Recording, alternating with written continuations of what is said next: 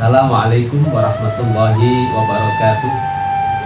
Saudaraku kaum muslimin di seluruh tanah air yang dirahmati Allah Subhanahu wa ta'ala, perkembangan dunia saat ini sungguh begitu pesat, apalagi ditopang dengan kemajuan di bidang IT, informasi teknologi.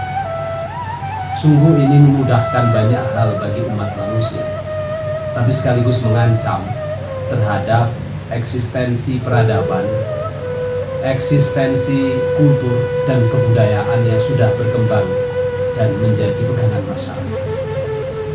Itulah fakta yang tidak bisa kita bantah. Saudara kita yang lain dari agama yang lain sudah berlomba-lomba bagaimana memikirkan dan mengoptimalkan kemajuan teknologi itu dalam rangka keuntungan dan kemajuan bagi mereka. Tetapi bagaimana dengan Islam? Bagaimana dengan kaum muslimin?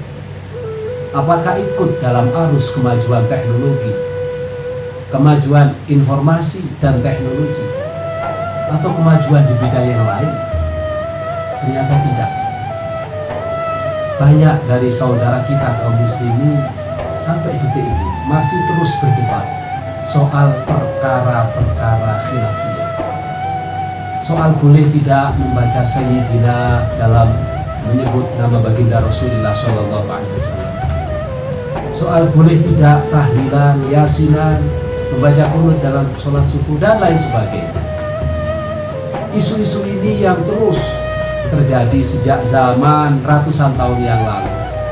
Sejak pertama bangsa ini berdiri dan sebelum Indonesia merdeka bahkan sudah menjadi perkara khilafiyah. Tetapi dengan perubahan zaman dan perubahan generasi, ternyata isu ini tidak hilang. Kita tidak bisa ikut mengikuti arus perkembangan teknologi dan informasi, tetapi justru mereproduksi isu-isu ini. Padahal kami, orang-orang Islam mayoritas di negeri ini, sudah selesai persoalan ini. Kami sudah tuntas membahas, mengkaji, dan mengamalkan soal ini. Herannya, masih ada saudara kita yang mempersoalkan apa yang sudah menjadi pegangan kami. Padahal kami sudah sampaikan, amrul khilafiyah itu tidak akan pernah diselesaikan dan tidak akan pernah selesai karena itu adalah sunnatullah. Ikhtilafu ummati rahmatun, kata Rasulullah SAW. Maka bagaimana kita menyikapi itu semua? Tidak lain adalah kita harus tasamuh, toleransi terhadap perbedaan pandangan, perbedaan pemahaman atas sebuah kajian dari kitab suci Al-Quran maupun hadisnya Rasulullah SAW. Selebihnya, mari kita berta'awun, mari kita bermusabaqah fil khair, dan mari kita bergandeng tangan untuk memajukan Islam.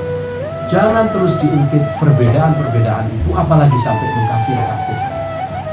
Saudaraku kaum muslimin di seluruh tanah air dan kawan-kawan serta sahabat-sahabat yang sekarang suka mengutak-utik keyakinan dan pemahaman kami, sesungguhnya saya tegaskan, soal tahlil kami punya dalil, dan dalil itu tidak kami karang, tapi juga kami ambilkan dari Al-Quran Karim maupun hadis Rasulullah SAW.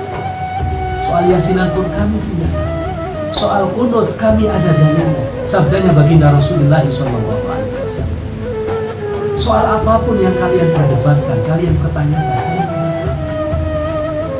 dan tentu kalian mau bicara soal bahwa itu tidak ada dalilnya, itu bid'ah atau apapun namanya, tidak akan berubah pandangan dan sikap kami. Karena kami memang sudah memiliki itu semua berdasarkan sanad keilmuan yang sangat teliti, sangat hati-hati, sampai kepada para sahabat, sampai kepada baginda Rasulullah SAW.